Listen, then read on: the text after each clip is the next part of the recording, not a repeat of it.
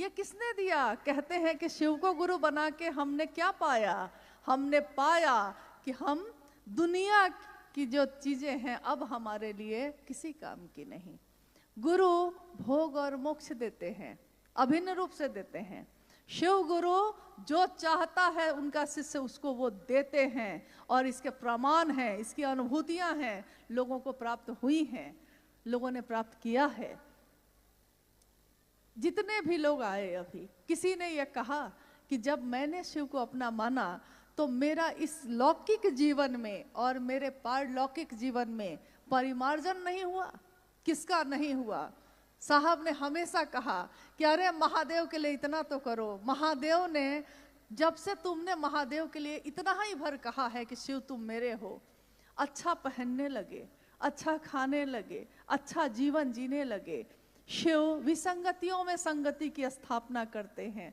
शिव न्यूनतम व्यवस्था में रह के भी सुखी रहा जा सकता है, इसका उदाहरण है। इसीलिए उन्होंने एक आवाज दी कि बनना है तो शिव बनो, बनो तो शिव, जियो तो शिव, रहो तो शिव।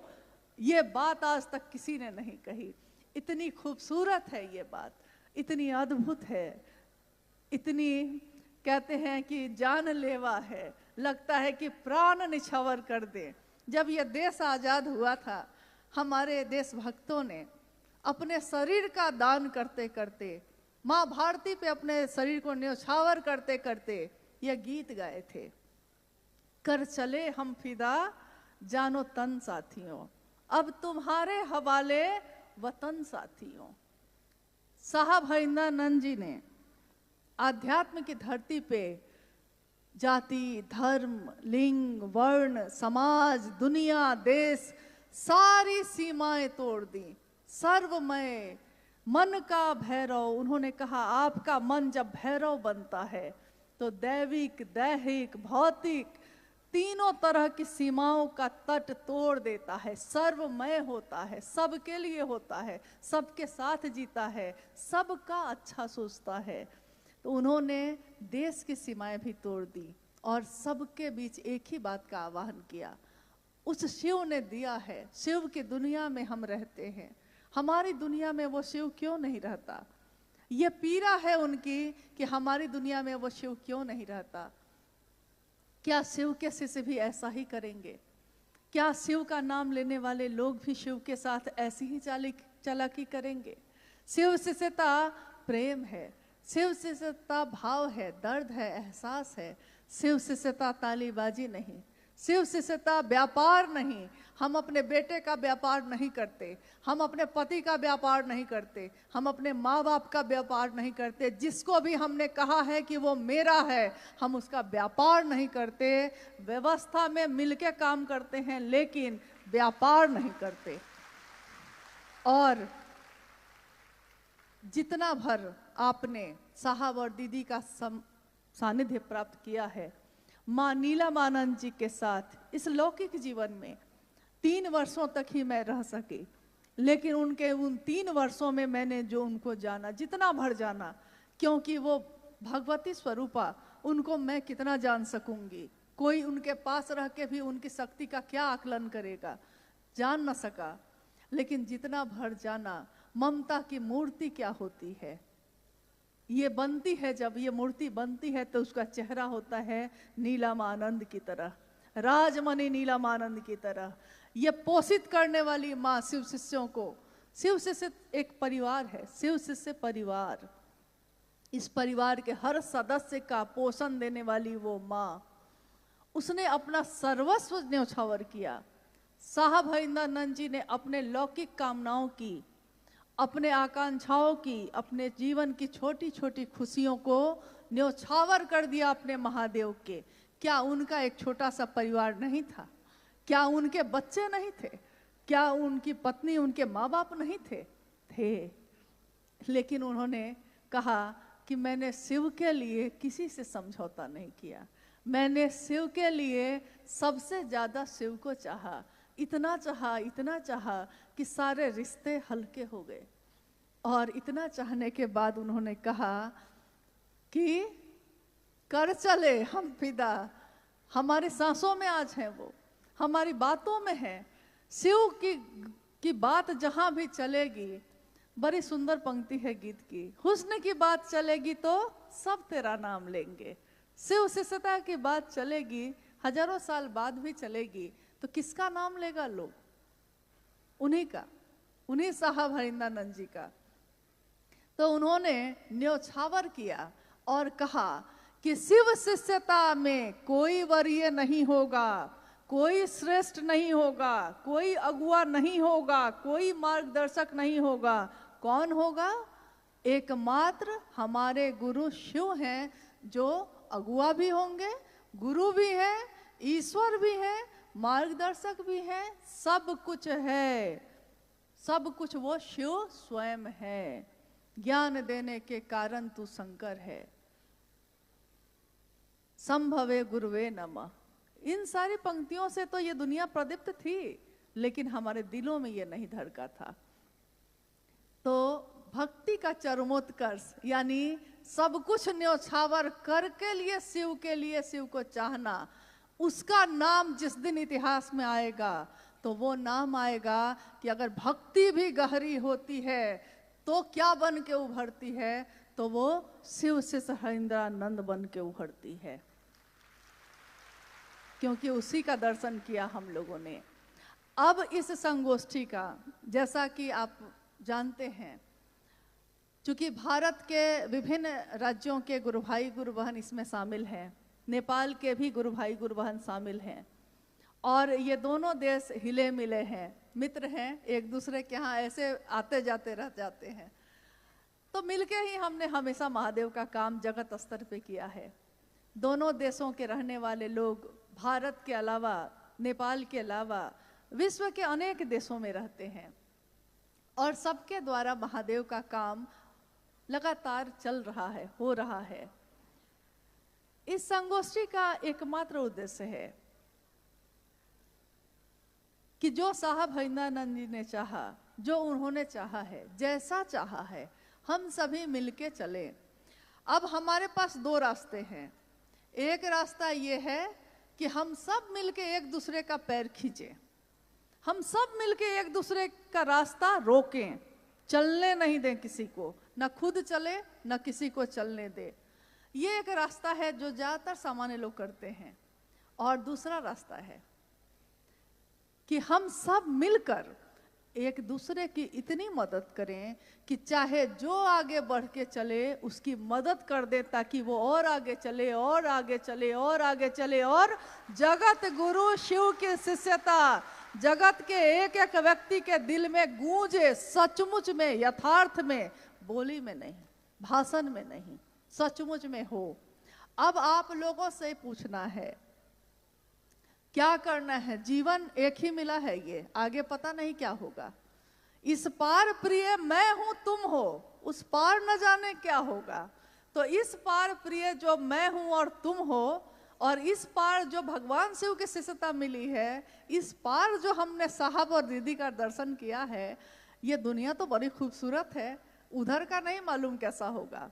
तो इस दुनिया में हम सब मिलके क्या करेंगे? क्योंकि ये बहुत बड़ा मुद्दा है आज।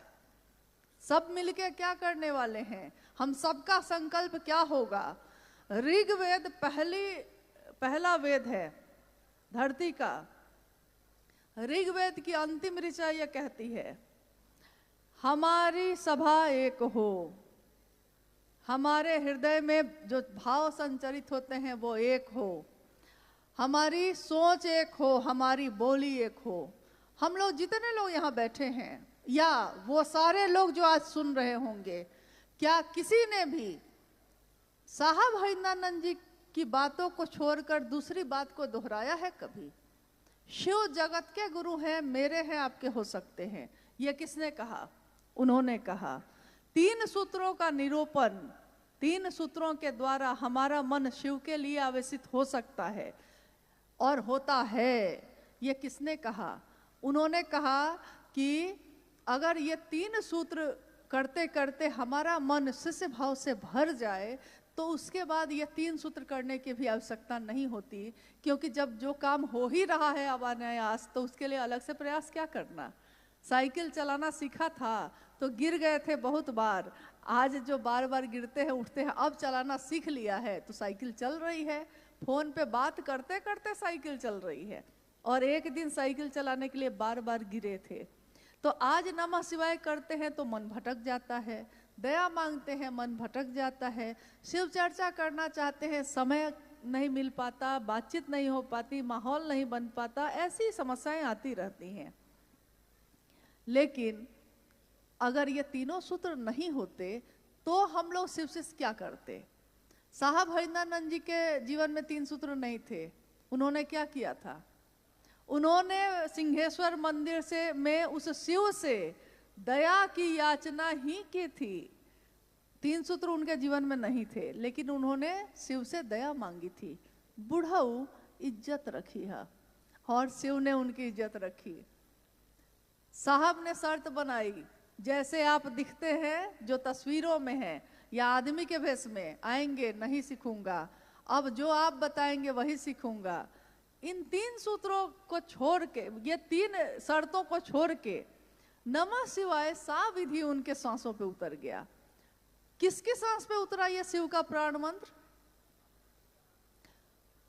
आपसे जिज्ञासा है मेरी तरफ से कि किसकी सांसों पे मुजफ्फरपुर के तुर्की में उस आम के पेड़ के नीचे संध्या की बेला में बैठे, किसकी सांसों पे नमः हवा के साथ आया और शिवाय उतर गया? ये किसके साथ हुआ था? यानी शिव का प्राण मंत्र जिसके सांसों पे उतर के चढ़ा है और उतरा है, वो सामान्य व्यक्ति तो नहीं होगा, सामान्य ऊर्जा वाला व्यक्ति तो वो नहीं होगा। जो शरीर से समझते हैं हम, वो ऊर्जा तो उसमें नहीं होगी। और जिसकी बात पे करोड़ों लोग एक हो जाते हैं, उस व्यक्ति को साधारण समझने की भूल तो हम लोग नहीं कर सकते। कर सकते हैं? हम भी प्रसाद चढ़ाते हैं। हमारे जीवन में ऐसी कोई घटना, मतलब लगता है अनुभूति तो होती रहती है, अनुभूति तो बहुत सारी हो जाती है, लेकिन काश मैंने भी उस दृश्य को अपनी आंखों से देखा होता, ये सोचती हूँ कभी। जब साहब पटना में रहते थे तो पूजा घर में प्रसाद चढ़ाते थे, प्रसाद चढ़ जाते थे। लोगों के बीच इस बात की सूचना हो गई, बात फैल गई कि हरिंद्रानंद जी के पूजा घर में प्रसाद चढ़ जाता है। तीज का समय था, माँ नीला महाजन तीज का व्रत करती थी, यानी जो शिव की पूजा होती है, जिसमें शिव और शिव की पत्नी माँ पार्वती की पूजा करती थी। तो वो बाहर मंदिर में नहीं गई, घर में था ही पूजा घर। तो बगल के जो फ्लैट में और लोग रहते थे, वो महिला लोग हाथ में पूजा की थाली लेकर घर में आ गई। मतलब साहब के मुंह से ये घटना सुनी थी मैंने, और बाद में मुझको लगता है किसी चर्चा में, वीडियो में भी है ये, साहब की चर्चा में। तो थाली लेकर वो घर में आ गई। तो उन्होंने कहा कि मैडम, दीदी नीलम आनंद जी को कहा कि मैडम आप नहीं आई मंदिर, तो हम लोग सोचे कि हम ही लोग पूजा की थाली लेके आ जाते हैं, क्योंकि हम लोग सुना है कि आपके घर में भी तो पूजा घर में प्रसाद चढ़ जाता है। तो माँ नीलम आनंद जी ने कहा कि हाँ चढ़ता तो है, लेकिन अब आप लोग क्या चाहते हैं? तो जी हम लोग चाहते हैं कि हम लोग भी यहीं चढ़ा लेते हैं। उस महिला ने कहा कि चढ़ा लेते हैं। माँ नीलम आनंद ने कहा कि सामने पूजा घर है, जाइए। वो थाली लेकर पूजा घर के तरफ बढ़ी, और जैसे जैसे थाली लेके वो बढ़ रही है, उसमें से प्रसाद जो है वो अब गायब होते जा रहे हैं। प्रसाद उसमें से इतना दूर दिखता है, फिर गायब हो जा रहा है। पूजा घर 4 कदम पे ही था, उतनी ही देर में थालियों से प्रसाद गायब हो गए। वो लोग घबरा गई। तो उन्होंने कहा कि ये तो सारा प्रसाद चढ़ गया महादेव के पास, अब हम लोग घर ले जाके क्या देंगे? तो माँ ने कहा कि आपने जिस भाव से कहा कि महादेव को चढ़ाने जाते हैं, उस भाव से मैंने भी कह दिया कि ठीक है जाइए चढ़ा दीजिए। तो महादेव की सत्ता ने ग्रहण कर लिया। अब हम लोगों ने जब ये सुना था इतना हंसे हम लोगों ने कहा साहब से कि बताइए, अगर हम लोग को ये पता चल जाए कि महादेव प्रसाद खा जाएंगे तो हम में से कितने लोग अच्छी अच्छी मिठाई खरीदेंगे। क्योंकि अच्छी मिठाई हम ये चुन के लेते हैं कि पति को कौन वाला पसंद है, पत्नी को कौन वाला पसंद है, बच्चा को चढ़ाते हैं महादेव को, लेकिन पसंद अपनी रख के, ताकि चढ़ाने के बाद खाएंगे हम खुद। तो साहब ने कहा कि अरे एक घटना और हो गई थी। एक व्यक्ति थे, बाद में शायद विधायक थे उस समय, तो वो घर पे आए। उन्होंने कहा कि हरिंदरानंद जी, सुनते हैं आपके पूजा घर में जो चढ़ाते हैं चढ़ जाता है, तो मैंने आज एक रेमंड की बहुत सुंदर चादर खरीदी, तो मैंने सोचा कि महादेव को चढ़ा के और फिर हम इसका प्रयोग कर लेंगे, हम इसका यूज कर लेंगे। साहब ने कहा चढ़ा दीजिए। छोटी सी एक खिड़की थी पूजा घर में, जैसे ही वो चादर ऐसे लेके बढ़े, खिड़की से हवा के झोंके के साथ चादर उड़ी और ये ले वो ले हवा में गायब हो गई। अब वो तो एकदम बिफर गए। उन्होंने कहा कि कोई तंत्र मंत्र लगता है आपने कर रखा है। कि मैं तो सोचा था ये क्या हो गया, माथा पकड़ के बैठ गए। अब साहब ने सोचा कि अगर इसको कोई चादर नहीं देंगे तो भाई ये तो अभी से बना भी नहीं है, पता नहीं मन ही टूट जाएगा इसका, दूसरा कहेगा कि अब से कभी महादेव को कुछ चढ़ाएंगे ही नहीं। तो उन्होंने कहा नीलम, अगर बक्सा में कोई चादर है तो निकालो, इनको दो। तो बक्से में एक चादर थी, माँ नीलम आनंद जी ने निकालकर उनको दे दी। अक्सर हम लोग ये कहते कि अगर हमसे सचमुच महादेव ग्रहण करें, यानी कि भाव ग्रहण करते हैं वो, लेकिन अगर वो चादर ग्रहण कर लें तो हम लोग कौन सी चादर चढ़ाएंगे? सबसे सस्ता वाला। क्योंकि पूजा में ऐसा ही होता है, भाव में भी कभी कभी हम लोग ऐसा ही कर देते हैं। दुकान में जाइए, दुकान वाला पूछेगा आपसे साड़ी खरीदनी है अपने लिए कि किसी को देना है कि पूजा में करना है। ये 3 कैटेगरी में है। अपने लिए मतलब कीमते से कीमती साड़ी दिखाएगा, क्योंकि आप अपने लिए तो कुछ भी ले सकते हैं। दूसरे को देना है तो हम लोग कहते हैं कि साड़ी देखने में सुंदर होनी चाहिए लेकिन कीमत कम हो, कम दाम में, देखने में महंगी हो, ऐसा चीज दीजिएगा। तो वो वैसा ही देता है। फिर कहता है कि और क्या चाहिए, तो पूजा के लिए चाहिए। तो उसको मालूम है कि पूजा के लिए वो व्यवस्था अलग ही रखता ही है, तो उसको मालूम है कि पूजा के लिए लोग यही लेंगे। जिस दिन हमको ये पता चल जाए कि महादेव क्या ग्रहण करते हैं, तो हम महादेव के लिए क्या लेंगे, क्या देना चाहेंगे, तो लौकिक चीजों को तो महादेव लेते ही नहीं है। वो तो भाव है, आपने वो चीज को थोड़े लिए थे, उनको चादर का क्या काम, उनको मिठाई का क्या काम, आपने भाव दिया, ग्रहण हो गया। अब हम जो भाव देंगे वो महादेव ग्रहण कर लें, बस इतनी ही चाहत हम लोग की है। कोई जिज्ञासा भी है सर? नहीं ना, जिज्ञासा नहीं है ना। क्या है? हाँ, समय का अभाव है और बहुत लोगों की ट्रेन भी है, जैसा पता चला है हम लोग को। समय का भी अभाव है और जिज्ञासाएं तो हमेशा हुई हैं। बिना जिज्ञासा के भी कुछ संगोष्ठी, कुछ कार्यक्रम होने चाहिए। जब प्रेम हो जाता है तो व्यक्ति मौन हो जाता है। यानी शास्त्रों ने कहा है कि एक वट वृक्ष के नीचे युवा गुरु बैठे हैं, उनके चारों तरफ वृद्ध शिष्य बैठे हैं। गुरु भी मौन है और शिष्य भी मौन है, लेकिन गुरु के मौन होने से शिष्यों के मन का संशय विनष्ट हो रहा है।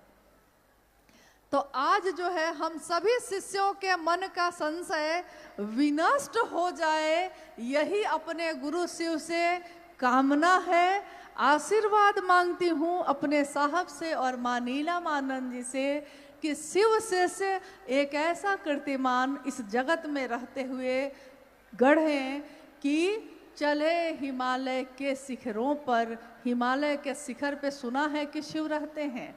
कैलाश कहाँ है? जहाँ महादेव रहते हैं। महादेव कहाँ है? जहाँ कैलाश है। तो चढ़े हिमालय के शिखरों पे अब भी ऊपर चढ़ना है।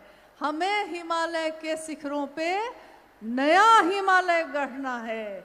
साहब हरिंदानंद जी और दीदी नीलमानंद जी के प्रति सच्ची कृतज्ञता हम शिव शिष्यों की यही होगी कि उनकी बात पे सभी शिव के शिष्य एक हों।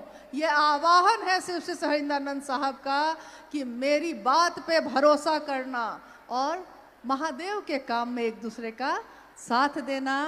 आप सबका बहुत आभार है, बहुत कृतज्ञ है हम लोगों का हृदय, और खासकर दिल्ली के गुरु भाई गुरु बहनों का जिन्होंने इस आयोजन के लिए दिन रात एक कर दिया है। महादेव और मेरे गुरु शिव, मेरे साहब और दीदी, उनके मन की हर वो मनोकामना पूरी करें जो उन्होंने सोचा हो, इसी की कामना है। आप सभी के चरणों में प्रणाम है। आप धीरे धीरे अपने घर के लिए बाहर के तरफ प्रस्थान करेंगे और इसको याद रखिएगा कि इस संगोष्ठी का जो भी उद्देश्य है उसकी पूर्ति हो सके। आप सभी को प्रणाम है, आप सभी को साधुवाद है।